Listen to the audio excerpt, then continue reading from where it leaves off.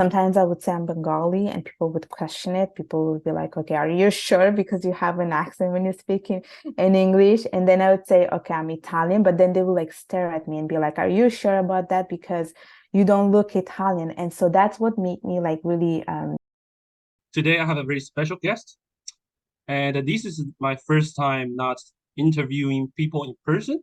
So I think this is very interesting. And before we start, can you introduce yourself to the audience first? yes, it'll be my pleasure. Thank you for having me, Jay, here today. My name is Urmi. I live in Montreal. I work in the financial services industry, and besides working full time, I'm also a YouTuber, a speaker, a blogger, a self-published author. And I was born and raised in Italy from parents coming from Bangladesh. So I always tell people that I am Italian by birth and Bengali by blood.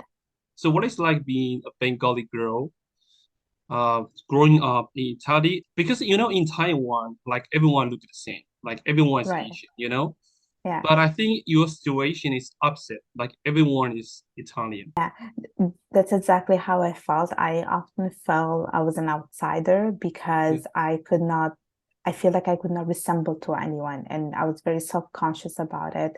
I remember when I would go to school, like all the schools I went, they were basically in Italy. So I would go to school and all my friends were Italians, and basically like they would ask me to do things that I was not allowed to do because my parents didn't want me to, because they didn't feel like it was right for a Bengali girl to do. So things like, going out with a friend, going out to the cinema, hanging out with people. My parents never allowed me to do that because there was a perception that, I could become too Italian. They didn't want that because they still wanted me to keep that Bengali side in me. Yet I was born and raised in Italy. So when I would go to school, all my friends were Italian, and I would look around. I would always look for someone different than me. I would look for like Asian, I would look for like Latin American, and I would never see anyone that was different from me. And that wasn't just at school, it was everywhere else as well. Like going out as well was the same thing. yeah, And I would say like for majority of the time, like when did my primary school and secondary school, it was pretty much like that. Like there were not that many immigrant kids. I think there was probably like two or three immigrant kids, yeah. including myself, Only in the two. whole school. Yeah, in the whole school, and that's how I felt. I felt very much an outsider. But the thing is, I had met beautiful Italian people that they always made me feel like I was included. And that's what I appreciated most about it. Because even though I knew that I did not look Italian enough from the outside, inside of me, I did feel very much Italian because, like I was always with Italian people. Italian is almost like my adopted mother tongue, even though it's Bengali. But I felt like could always be myself around Italian people. And so, yes, there was the struggle, but there was also the other struggle that when I would go back home, I also felt an outsider there because I had so much of that Italian like community around me that at home I felt like I'm not sure if I belong to the Bengali side as well. So there was a little bit of issue that I never felt I was enough for either one of the cultures, basically. So is there any moments you wish you were Italian when you were a kid? Yeah, I would say I did have those moments where I wish I was just purely Italian.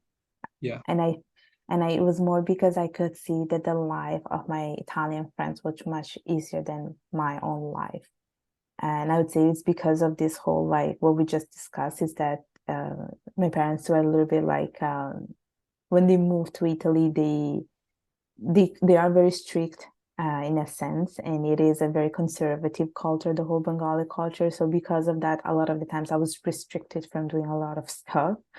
Yeah. I was the typical like obedient girl, just like go to school, come back home, and that's it. And what I So would you see my cannot hang out with your friend after school? no, no, I would Never? not Like do it. never? Never. No, never. Never?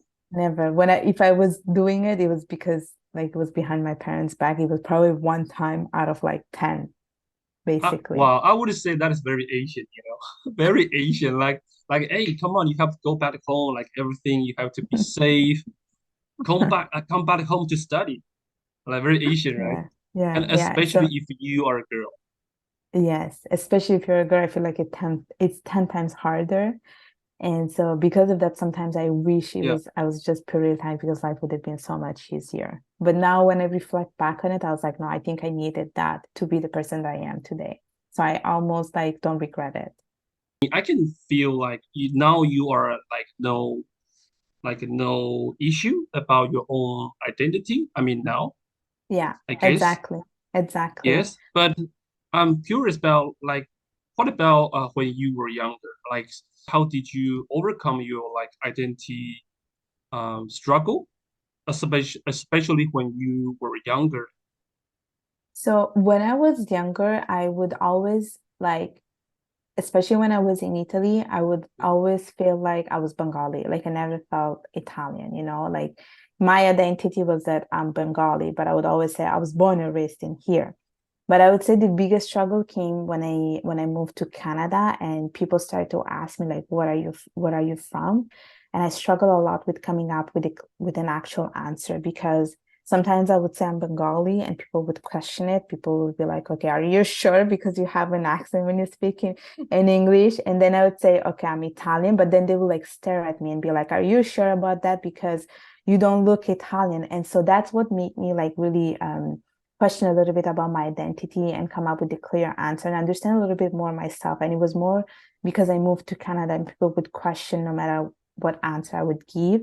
And sometimes I had to sit down and actually like go on and tell them my story, like how I was born in Italy, how like, you know, my parents moved there. And this was something that it was almost frustrating in a way because I was like, I don't like it when people question who I am saying to be. And so I would say a couple of years ago, it was something that made me really question it a lot. And I started to see like other people like me, like online, Instagram, struggling with this whole like identity crisis or Yeah. identity struggle. And I started to learn a little bit more about myself, like who do I really want to be? And when I am like, let's say here among people, there is an Italian side of me that comes out a lot, but there's also Bengali side that comes out a lot. And I feel like my goal has been to just embrace both of them and accept both of them because they are part of me and I want them to be part of me because I enjoy Italian culture as much as I enjoy the Bengali culture. You know, we like, for example, Bengali culture, there are beautiful traditions, food, clothes, and Italian culture. It comes like with the beautiful, like, you know, the amazing food that we have. And so that's when I was like, I think I have to come up with a concrete answer when people ask me that. So that's why like I had to do a lot of inner work. And a couple of years later, I was like, okay, I think I'm ready to tell the world that I am Italian Bengali. So it was me accepting myself before telling the world, like, this is who I am.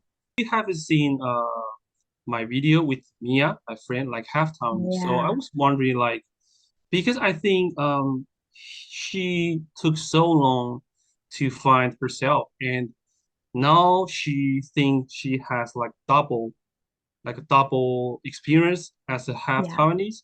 So but so how do you see yourself? Do you think you identify yourself as a like double culture Yes. person?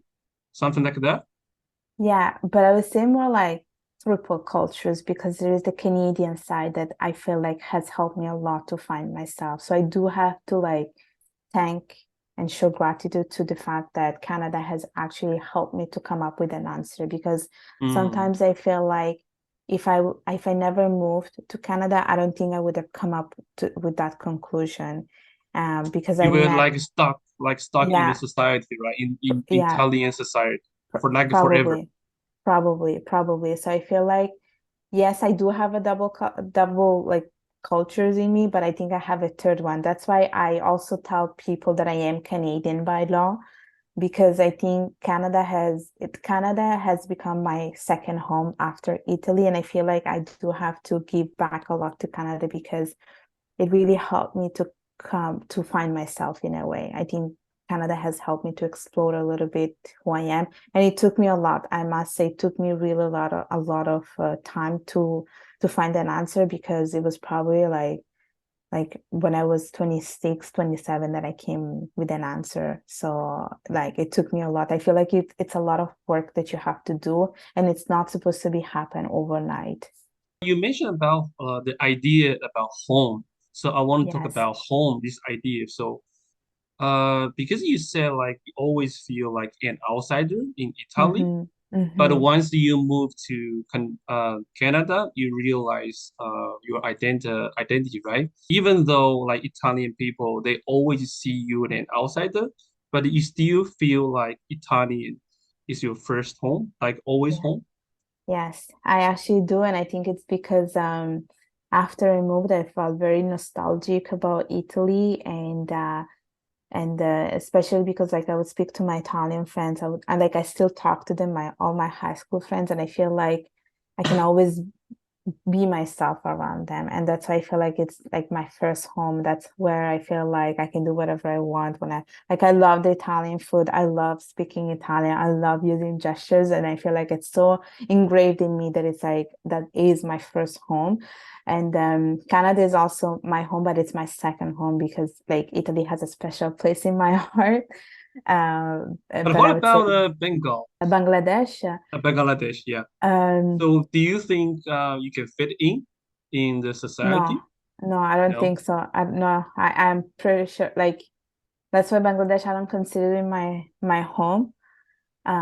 Because I feel like I cannot fit in. I honestly think I can never fit in the cultures, and because I have that Western mentality in me, which doesn't really match with the culture over there, especially because yes, you have Bengali people outside of Bangladesh, but you have Bengali inside of Bangladesh, and the mentality are completely like opposite from each other. So yeah, I honestly don't think I can consider myself Bengali. Like I cannot consider Bangladesh my home.